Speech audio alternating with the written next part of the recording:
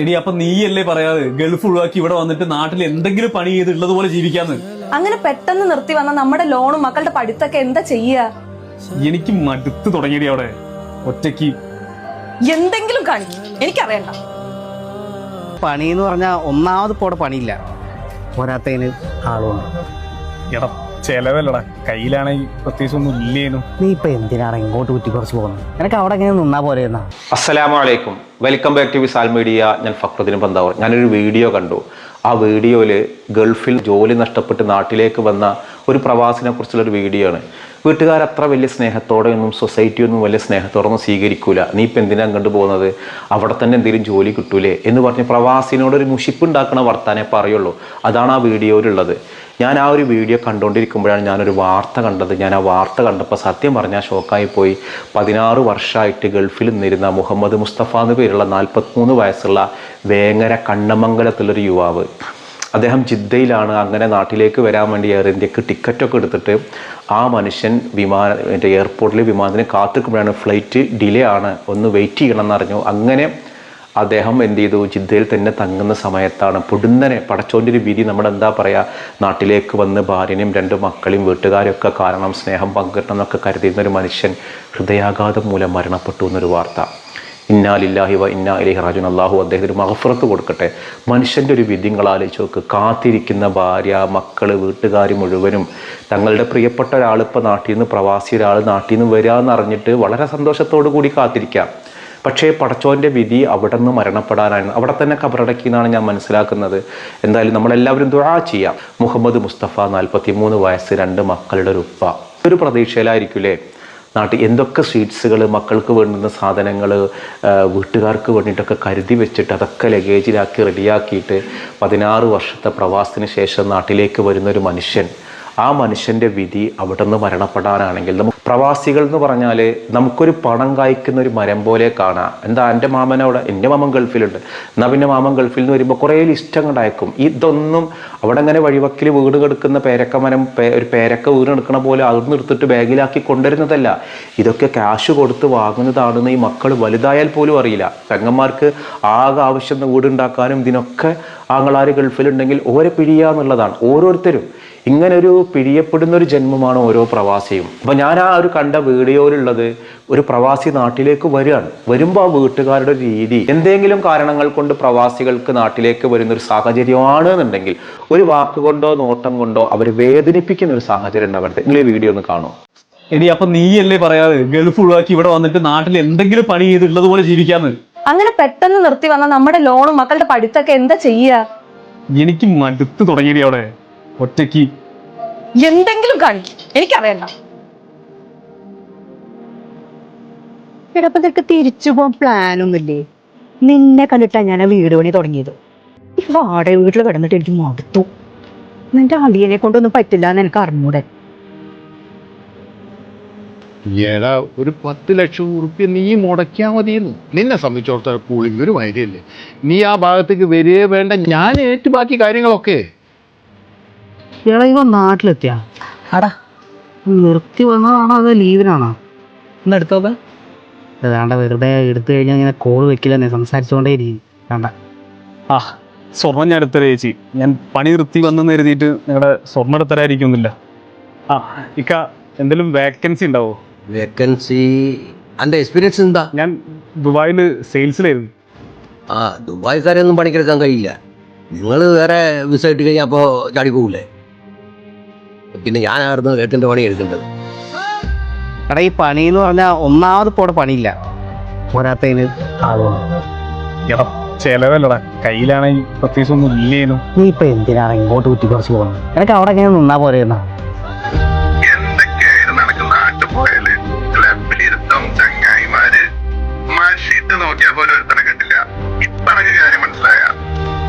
എടാ, വിളിക്കാന്ന് ഞാൻ പറഞ്ഞല്ലടാ. എടാ ഞാൻ പണി ചോദിച്ചു വന്നതല്ല, ഞാൻ തിരിച്ചു പോവുക. ആടാ, അതാണ് നല്ലത്. എടാ, നിനക്കൊരു 2 കൊല്ലം അവിടെ നിന്ന് കഴിഞ്ഞാൽ അവിടെ സെറ്റിൽ ആവല. 2 കൊല്ലം ഇതൊരു കോമഡിയാണെന്ന് മനസ്സിലായി തുടങ്ങിയത് അപ്പോഴാടാ. ഇതൊരു ലൂപ്പാണ്, പുറത്തിറക്കാൻ പറ്റാത്തൊരു തരം ലൂപ്പ്. പിന്നെ ഞങ്ങളൊരു പേരും പറയും, പ്രവാസം. അപ്പം എന്നാൽ ശരി, അടുത്ത തവണ കാണാം. വീഡിയോ റീൽസിന് വേണ്ടി ഷൂട്ട് ചെയ്താണെങ്കിലും ഇതൊരു ജീവിതം പോലെ എനിക്ക് ഫീൽ ചെയ്തു. കാരണം അവരൊക്കെ നന്നായിട്ട് അഭിനയിച്ചു. നമ്മുടെ കുടുംബത്തിലുള്ള ആരുടെയൊക്കെ ജീവിതം പോലെ തോന്നി. പല കാരണങ്ങൾ കൊണ്ടാണ് പ്രവാസികൾ ലൈഫ് മതിയാക്കുക. ഒന്ന് അവിടെ നല്ല വരുമാനമൊക്കെ ഉണ്ട്, പക്ഷെ ജീവിതം നഷ്ടപ്പെടുന്നു തോന്നിയിട്ടാവാം, അല്ലെങ്കിൽ ജോലി നഷ്ടപ്പെട്ടത് കൊണ്ടാവാം. എന്തുകൊണ്ടാണെങ്കിലും ഇവിടെ കുറേ ലോൺ അടക്കാനുണ്ട്, കുറേ കടം വീട്ടാനുണ്ട് എന്നുള്ള പേരിൽ വീണ്ടും കുത്തിത്തിരിച്ചിട്ട് അങ്ങോട്ട് പറഞ്ഞാക്കരുത്. പല പ്രവാസികൾക്കും ടെൻഷൻ കാരണമാണ് ഹൃദയാഘാതം സംഭവിക്കുന്നത്. നമ്മൾ കരുതും ഇതെന്തോ കോവിഡ് വാക്സിൻ, ഇതൊന്നും കോവിഡ് വാക്സിൻ അല്ല. ലൈഫ് സ്റ്റൈൽ മാറാണ്. ഉറക്കം എന്നുള്ളത് രാത്രിയിൽ ഇല്ല. ഒരുപാട് വൈകി കിടന്ന് ഉറങ്ങുന്ന ആളുകളാണ്. ഉറക്കത്തിന്റെ രീതികൾ മാറി, പിന്നെ അവിടുത്തെ മാനസിക സമ്മർദ്ദം, ഇതൊക്കെയാണ് ഹൃദയാഘാതം വരാനൊരു കാരണം. എത്രയോ ചെറുപ്പക്കാർ ഗൾഫിൽ നിന്ന് ഹൃദയാഘാതം മൂലം മരണപ്പെടുന്നുണ്ട്. നിങ്ങൾ അവരുടെ ലൈഫൊക്കെ ഒന്ന് സ്റ്റഡി ചെയ്ത് നോക്കുകയും പല പല ടെൻഷൻസാണ്. ഓരോരുത്തർക്കും ഓരോ രീതിയിലുള്ള ടെൻഷൻ. ഈ ടെൻഷൻ കൊണ്ട് സംഭവിക്കുന്നത് എന്താണ്? അറ്റാക്കായാലൊരു മരണമാണ്. അപ്പൊ നമ്മൾ പരമാവധി സാധാരണ പ്രവാസികൾ നമ്മളെ സന്തോഷിപ്പിക്കുക, ഓരോന്നും ഇങ്ങനെ കൊണ്ടുവന്നിട്ടും ഗിഫ്റ്റുകൾ തന്നിട്ടും, എത്ര വേണമെങ്കിലും ഐഫോൺ വേണമെന്ന് പറയുമ്പോഴേക്ക് അവരൊക്കെ ഐഫോൺ മേടിച്ചു തരുന്നതും നമ്മളെ സന്തോഷിപ്പിക്കാനാണ്. തിരിച്ച് നമ്മളെന്ത് സന്തോഷമാണ് കൊടുത്തിട്ടുള്ളത്? നമ്മൾ പ്രവാസികൾക്ക്, ഒരു പ്രവാസി ഗൾഫിൽ നിന്ന് വരുന്ന സമയത്ത് നമ്മുടെ വക എന്ത് ഗിഫ്റ്റാണ് കൊടുത്തിട്ടുണ്ടാവുക? അവരെന്നും ഇങ്ങോട്ട് ഗിഫ്റ്റ് തരുന്നവരായിട്ടാണ് നമ്മൾ കണക്കാക്കിയിട്ടുള്ളത്. നമ്മൾ ഇനി പ്രവാസം മതിയാക്കി വരികയാണെങ്കിൽ ഒന്നും കൊടുക്കൂല. അപ്പോൾ അത് മാറിയിട്ട് നമ്മുടെ കാഴ്ചപ്പാട് മാറണം. എന്തുകൊണ്ടാണ് നിങ്ങൾ പ്രവാസികൾ അറ്റാക്കായിട്ട് മരണപ്പെടാൻ സാധ്യത കൂടുതൽ എന്ന് ചോദിച്ചാൽ ഞാൻ പറയും സ്ട്രെസ് തന്നെയാണ്. അല്ലാതെ അവർക്ക് പ്രത്യേകിച്ച് വേറെന്തോ ഗൾഫിലെന്തോ ഒരു പ്രത്യേക ഒരു മരുന്ന് കഴിച്ചിട്ട് സ്വയം അറ്റാക്കായിട്ട് മരിക്കുന്നില്ല. പിന്നെ ഓരോ നിലക്കും നാട്ടിൽ നിന്ന് ഓരോന്ന് ഇങ്ങനെ പറഞ്ഞു കേൾക്കുന്നതും ജോലിഭാരവും പിന്നെ സമയത്തിന്റെ പ്രശ്നങ്ങൾ, നമ്മുടെ ഭക്ഷണം കഴിക്കുന്ന രീതികളെല്ലാം മാറി, എല്ലാം കൊണ്ടും സമ്മർദ്ദമാണ്. ആ സമ്മർദ്ദം അതിജീവിക്കാൻ കഴിയാതെയാണ് ഇവർ പലപ്പോഴും മരണത്തിന് കീഴടങ്ങുക. കൂട്ടത്തിൽ ഒരു കാര്യം കൂടി പറയാനുണ്ട്. നമ്മൾ ഇന്നലെ രാവിലെ ഒരു വീഡിയോ ഇട്ടിരുന്നല്ലോ, ഒരു ഉസ്താദിന്റെ ഒരു വീഡിയോ. ഉസ്താദ് കരഞ്ഞുകൊണ്ട് ജോലി നഷ്ടപ്പെട്ടിട്ട് ഒരു മഹലിൽ കരഞ്ഞ് സംസാരിക്കുന്ന ഒരു വീഡിയോ. അങ്ങനെ മഹല്ല് കമ്മിറ്റിയുടെ സെക്രട്ടറിക്ക് പറയാനുള്ള ഒരു വിശദീകരണം നമ്മൾ ആ വീഡിയോയിൽ ഇട്ടിരുന്നു. ആ വീഡിയോ അപ്ലോഡ് ചെയ്തിട്ട് ഒരു മണിക്കൂറായിട്ടില്ല, അപ്പോഴേക്കും ആ അവിടുത്തെ കമ്മിറ്റിയുടെ ജോയിന്റ് സെക്രട്ടറിയെ വിളിച്ചിട്ട് ഉസ്താദ് ഭയങ്കര കരച്ചിലാണ്. ആ വീഡിയോ ഉസ്താദിൻ്റെ ലൈഫ് നഷ്ടപ്പെടുത്തും, ഉസ്താദിന് ഒരു ജോലിയും കിട്ടാതെ നിങ്ങൾ ആ വീഡിയോ ഒഴിവാക്കണം എന്നൊക്കെ പറഞ്ഞ് ഭയങ്കര റിക്വസ്റ്റ്. അപ്പോൾ നമ്മളൊരു വാർത്ത പറയുമ്പോൾ ഒരു ഉസ്താദിൻ്റെ കരച്ചിലൊരു വീഡിയോ ഇട്ട് കഴിഞ്ഞാൽ കമ്മിറ്റിക്കാർക്ക് പറയാനുള്ളത് സ്വാഭാവികമായിട്ടും നമ്മൾ പറയേണ്ടി വരുന്നതാണ്. പക്ഷേ അത് ഉസ്താദ് ഭയങ്കര കരച്ചിലായിട്ട് അത് ഒഴിവാക്കണം എന്നൊക്കെ പറഞ്ഞപ്പോൾ നമ്മൾ ആ നല്ലതിനും ചീത്തതിനും ഇല്ല, നമ്മൾ ആ വീഡിയോ ഡിലീറ്റ് ആക്കി. അപ്പോൾ പലർക്കും സംശയം ഉണ്ടാവും, പിന്നെന്താണ് ആ വീഡിയോ കാണുന്നത്. അതുകൊണ്ട് നമ്മളിവിടെ എക്സ്പ്ലെയിൻ ചെയ്യേണ്ടി വന്നത്. ഖലീൽ ബുഖാരി തങ്ങൾ ഒരു സ്ഥലത്ത് നിന്ന് ഒഴിവാക്കിയിട്ടാണ് പിന്നീട് അദ്ദേഹം ആദ്യം സ്ഥാപനമൊക്കെ ഉണ്ടാക്കിയത്. അതേപോലെ പൊന്മോൾ ഉസ്താദ് ഒരു ഭാഗത്ത് നിന്ന് ഒഴിവാക്കിയിട്ടാണ് പിന്നീട് വലിയ ഗുരുനാഥനായിട്ടും അങ്ങനെ ഓരോ കണ്ണിയത്ത് ഉസ്താദ്, അങ്ങനെ ഓരോ വലിയ പ്രഗത്ഭന്മാരെടുത്ത് നോക്കിക്കഴിഞ്ഞാലും ഇവരൊക്കെ ജോലിയിൽ നിന്ന് പിരിച്ചുവിടപ്പെട്ടവരോ ഒക്കെയാണ്. അപ്പോൾ അതൊരു സീനാക്കിയിട്ട് വീഡിയോ ആക്കിയിട്ട് പ്രചരിപ്പിച്ചത് കൊണ്ട് ഈ ഉസ്താദുമാർക്കൻ അതിൻ്റെ ഒരു ഗുണമില്ല. നമ്മളൊരു കാര്യം പറയുമ്പോൾ അതിന് ഒരു ഭാഗം മാത്രം പറഞ്ഞിട്ട് കാര്യമില്ലല്ലോ, അതിന് മറുഭാഗം പറയണമല്ലോ. ആ മറുഭാഗം പറഞ്ഞേക്ക് ഭയങ്കര കരച്ചിലായി പിരിച്ചിലായി, എൻ്റെ ജോലിക്ക് ഇനിയൊരു ജോലി പോലും കിട്ടൂല. അപ്പം ഞാൻ എന്ത് ചെയ്തു, ആ വീഡിയോ വേണ്ട, മറ്റേ വീഡിയോ നമ്മളായിട്ട് എടുത്തതല്ല, സോഷ്യൽ മീഡിയയിൽ കറങ്ങി നടക്കുന്ന ഒരു വീഡിയോ ആണ് ഉസ്താദിൻ്റെ കരച്ചിൽ. അത് നമ്മളായിട്ട് ഷൂട്ട് ചെയ്തതല്ല, ഇത് നമ്മളോട് സംസാരിച്ചതിൻ്റെ കമ്മിറ്റിയുടെ ഒരു വിശദീകരണമാണ് നമ്മൾ ആ വീഡിയോ എന്ത് ചെയ്ത് ഒഴിവാക്കിയത്. ഒരു നാടിൻ്റെ നന്മ എന്നുള്ളതാണ് ആഗ്രഹിക്കുകയാണെങ്കിൽ ആ മഹലിൻ്റെ ഒരു സ്വഭാവം അനുസരിച്ച് നിൽക്കലായിരിക്കും ഹൈർ. അല്ലാതെ ദീന് പറഞ്ഞതിൻ്റെ പേരിലൊന്നല്ല ഉസ്താദുമാരെ പിരിച്ചു വിട്ടത്. ആ ഒരു കേസിൽ അങ്ങനെയല്ല. അവിടെ APK പ്രശ്നങ്ങളല്ല, അല്ല ദീന് പറഞ്ഞതിൻ്റെ പേരിൽ ദീൻ ഇഷ്ടപ്പെടാത്ത പിന്നെ അത് ലീഗിലാക്കിയതാണ്. ലീഗ് ഇതൊന്നും അല്ലാതെ അതിൻ്റെ പേരിലുള്ള താല്പര്യം കമ്മിറ്റിയുമായുള്ള അഭിപ്രായ വ്യത്യാസമാണ്. കമ്മിറ്റിക്കാർക്കിടയിലുള്ള അഭിപ്രായ വ്യത്യാസം. ഉസ്താദ് ഒരു ഭാഗത്ത് ഒരു വിഭാഗം ആൾക്കാരെ കൂടെ നിന്നു.